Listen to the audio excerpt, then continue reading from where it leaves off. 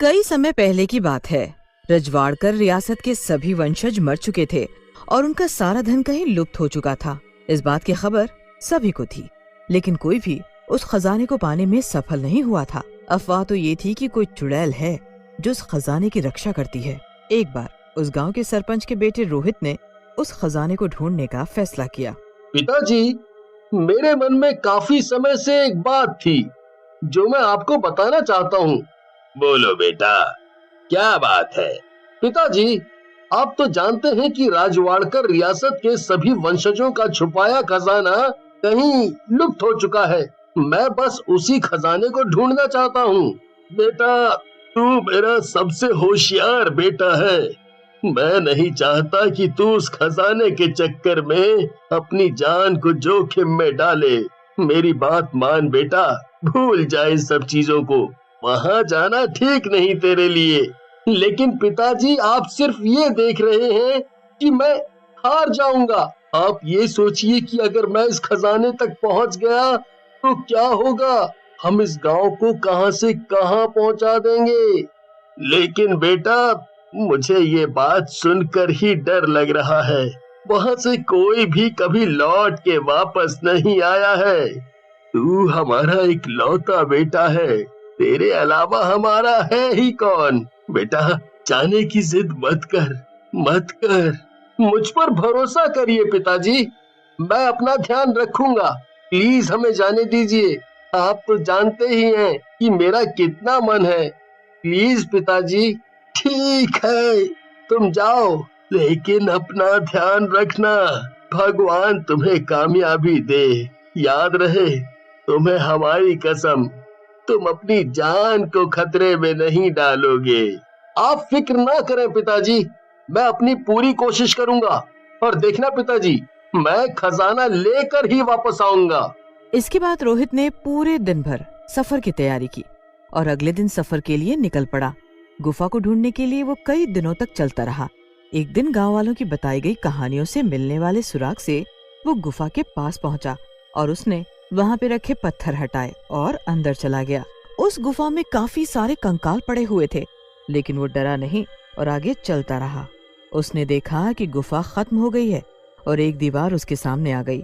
उसने काफी देर तक दीवार के हर कोने को बारीकी से देखा और फिर उसने उस दीवार पर हाथ रखा और वो दीवार हिलने लगी और एक धुआं आया और थोड़ी देर बाद रोहित की आंख खुलती है और वो खुद को खुले मैदान में पाता है। हे भगवान, ये क्या मुसीबत है। लगता है खजाने की सुरक्षा के लिए ये सब बनाया होगा ताकि कोई भी आसानी से खजाने तक न पहुंच पाए। अब क्या करूं समझ नहीं आ रहा। ऊपर से गला भी सूख रहा है। वो देखता है कि दूर दूर तक वहाँ पानी के लिए नदी तालाब कुछ भी नहीं है। पानी की तलाश में वो आगे की तरफ चलने लगता है। चलते चलते रोहित को चक्कर आने लगते हैं और वो अचानक एक आदमी से टकरा जाता है। उसे लगता है शायद वो भी उसी की तरह खजाने की खोज में आया है। रोहित जैसे ही उसके कंधे पर हाथ रखता है, उस इंसान की गर्दन पीछे की तरफ मुड़ने लगती है। ऐसा नजारा अपने सामने देखकर रोहित घबरा जाता है। रोहित भागने की पूरी कोशिश करता है, लेकिन भाग नहीं पाता और ना ही चिल्ला पाता है। अचानक रोहित की आंख खुलती है और वो खुद को गुफा के अंदर पाता है।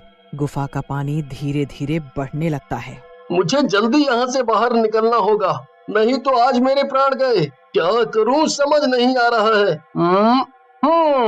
ऐसा करता हूँ, दीवार के कोनों में देखता हूँ, क्या पता बाहर निकलने का कोई रास्ता मिल जाए।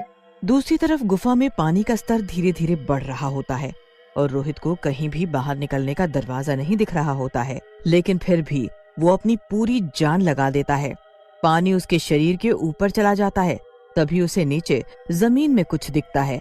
वो तैरते हुए उसके पास पहुंचता है। रोहित को गुफा के बीच में एक ढक्कन सा कुछ दिखाई देता है। वो जैसे ही उसे उठाता है, वहाँ का सारा पानी बाहर की तरफ निकल जाता है। चलो, जान में जान आई। यहाँ से सारा पानी बाहर निकल गया है। लगता है यहीं से बाहर जाने का रास्ता है। ऐसा करता हूँ, अंदर जाके देखता हूँ। रोहित उस सुरंग के अंदर जाता है और एक तालाब के पास पहुंचता है। तालाब से एक चुड़ैल के हंसने की आवाज आती है। मैं हूँ, खजाने की रक्षक, क्या हुआ, डर गए? खजाना चोरी करने आए हो?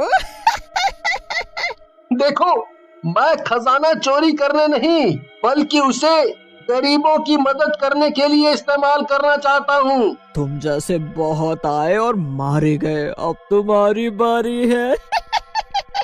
मुझे जाने दो, खुद सोचो ये खजाना कब से यहाँ पड़ा हुआ है, आज तक ये किसी के काम आया नहीं ना, लेकिन मैं इसे सबकी भलाई के लिए इस्तेमाल करना चाहता हूँ, यकीन करो मेरा। ये खजाना राजवाड़कर वंश के राजाओं का है और उनकी मर्जी के बिना कोई भी इसे नहीं ले जा सकता, समझे तुम? चुड़ैल ने अपना हाथ लंबा किया और रोहित की गर्दन पकड़ ली। रोहित दर्द से चिल्लाने लगा। तभी चुड़ैल उसे उठाकर यहाँ फेंकती तो कभी वहाँ फेंकती। चुड़ैल ने रोहित को अधमरा कर दिया। फिर भी रोहित सिर्फ एक बात कहता, मेरा यकीन करो, इससे हम लोगों को काफी मदद कर सकते हैं, उन सब के जीवन के कष्ट दूर हो जाएंगे, दया करो हम पर। तू तो बड़ा ढीठ है रे, एक बार में समझ नहीं आता तुझे?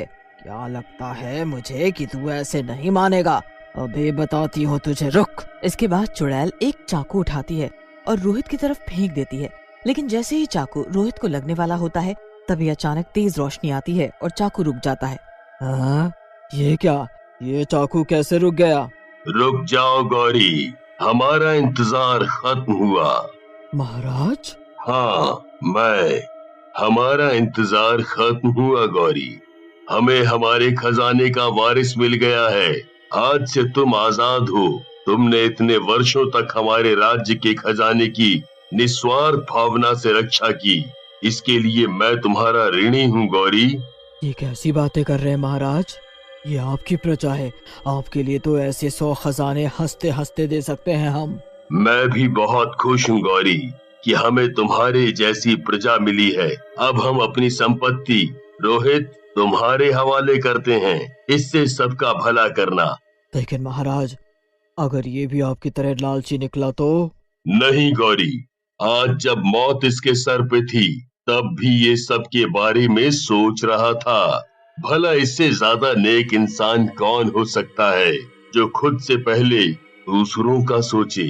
हम हमेशा यही चाहते थे कि हमारा खजाना हमारी प्रजा की भलाई में लगे, लेकिन रोहित से मिलने के बाद मुझे यकीन हो गया है कि इस खजाने को अपना वारिस मिल गया है, इसलिए अब हम इस दुनिया से खुशी खुशी यहाँ से जा सकते हैं।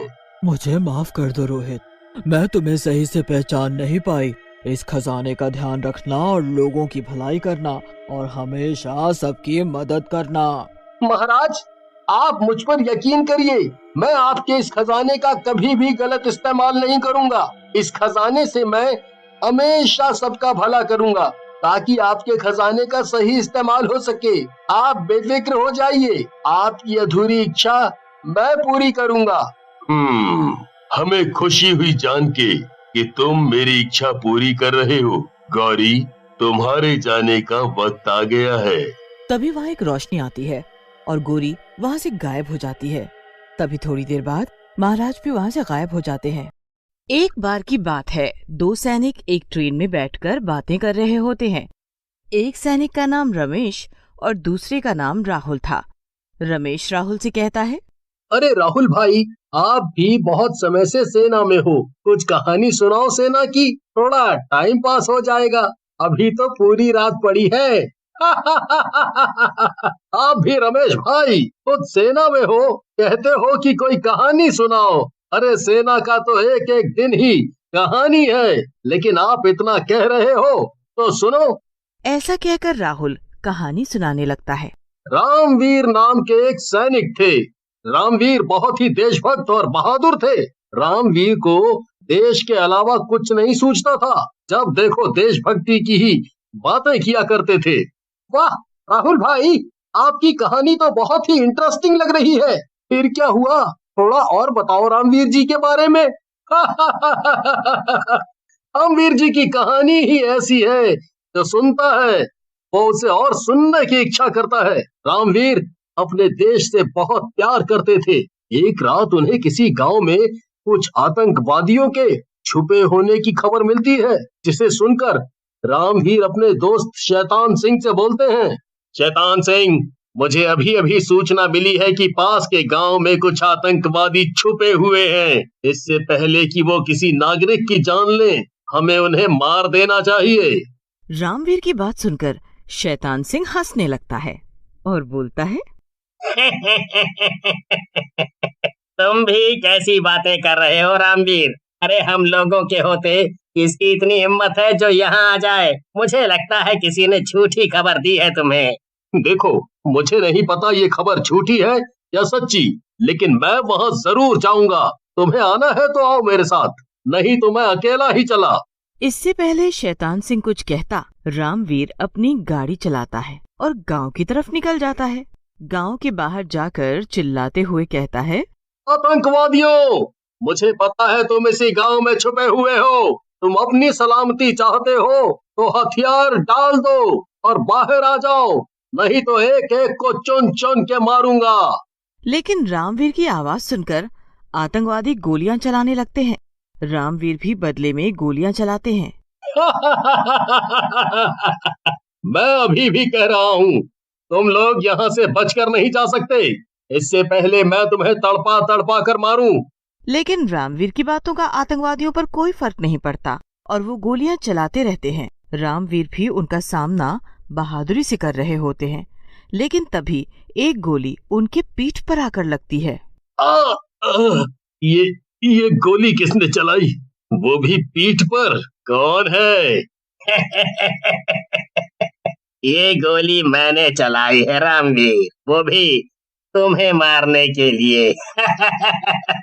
शैतान सिंह को देखकर रामवीर हैरान रह जाता है और बोलता है, शैतान सिंह तू? मगर तूने मुझ पर गोली क्यों चलाई?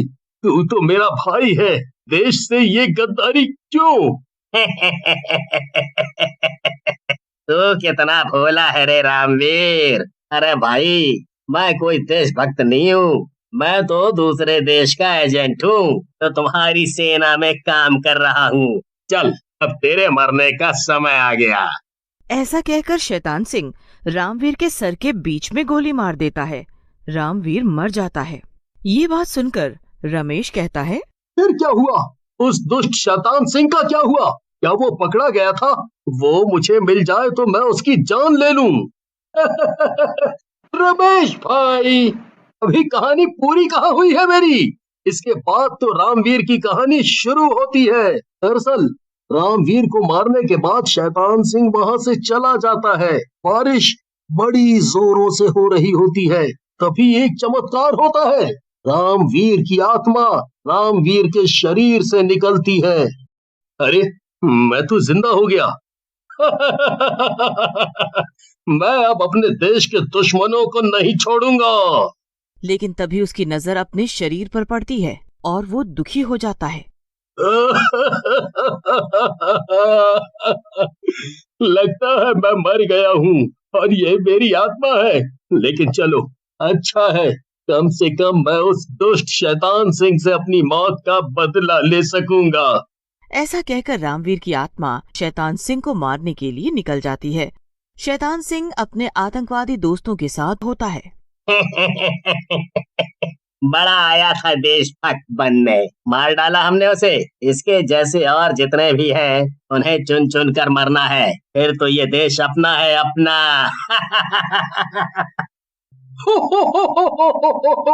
सही कह रहे हो शैतान सिंह, हमसे कोई जीत नहीं सकता। पहले हम ये रामवीर जैसे देशभक्तों को मारेंगे और फिर इस देश पर कब्जा करेंगे। उन सब की बातें सुनकर रामवीर की आत्मा को गुस्सा आ जाता है और वो उन तीनों से बोलता है, तुम तीनों चूहे इस देश का कुछ नहीं बिगाड़ सकते। तुम कितनों को मारोगे? इस देश का तो एक एक आदमी देशभक्त है। ऐसा कहकर रामवीर की आत्मा उन दोनों आतंकवादियों को गर्दन से पकड़कर उठा लेती है और मार डालती है। अपनी मौत को सामने देखकर बोलता है, मुझे माफ कर दो रामवीर, मैं पैसों के लालच में आ गया था। मैं ऐसा कभी नहीं करूंगा, कभी नहीं करूंगा। वो तो मुझे भी पता है कि तू कभी ऐसा नहीं करेगा। क्योंकि आज के बाद तू ऐसा कुछ करने लायक ही नहीं रहेगा। ऐसा कहकर रामवीर की आत्मा शैतान सिंह को मार डालती है और वहां से चली जाती है। रामवीर की कहानी सुनने के बाद रमेश राहुल से कहता है, फिर क्या हुआ? क्या शैतान सिंह को मारने के बाद रामवीर की आत्मा इस दुनिया से चली गई? क्या हुआ फिर उनका, बताओ ना। मुझे पता था कि तुम रामवीर के बारे में और जानना चाहोगे, उनकी कहानी ही ऐसी है। इससे पहले राहुल आगे की कहानी बताता ट्रेन के अंदर 3 बंदूकधारी गुंडे घुस जाते हैं और उन दोनों से बोलते हैं, फौजी, दोनों मुंह बंद करके चुपचाप बैठो। हमने इस ट्रेन को अगवा कर लिया है और इसे लूट रहे हैं, समझे? ये क्या बकवास है? अगर तुम तीनों ने अपने हथियार डालकर अपने आप को हमारे हवाले नहीं किया तो तुम तीनों नहीं बचोगे आज। गुंडे की बात सुनकर राहुल को गुस्सा आ जाता है और वो एक गुंडे को उठाकर पटक देते हैं। गुंडा जोर से नीचे गिरता है। आई, मर गया रे, मेरी कमर तोड़ डाली इस फौजी ने। अबे गधो, शक्ल क्या देख रहे हो मेरी, मारो उसे। गुंडे की बात पर बाकी के दोनों गुंडे राहुल पर गोली चलाते हैं, लेकिन सारी की सारी गोलियां राहुल के शरीर के आर पार हो जाती हैं। ये देख रमेश और गुंडे हैरान हो जाते हैं। तभी राहुल के शरीर से रामवीर की आत्मा बाहर निकलती है और उन तीनों गुंडों को पटक देती है। तुम दोनों को घबराने की जरूरत नहीं है, ये मैं हूँ, शहीद सैनिक रामवीर, और मेरे रहते सेना के जवानों को कोई कुछ भी नहीं कर पाएगा। राहुल और रमेश रामवीर की आत्मा को सैल्यूट करते हैं। तुम राहुल से पूछ रहे थे ना रमेश, मैं कहाँ हूँ? अभी मैं इसी दुनिया में हूँ, और जब जब मेरे देश को मेरी जरूरत पड़ेगी मैं वापस आऊंगा। हाँ, वापस आऊंगा। ऐसा कहकर रामवीर वहां से चला जाता है।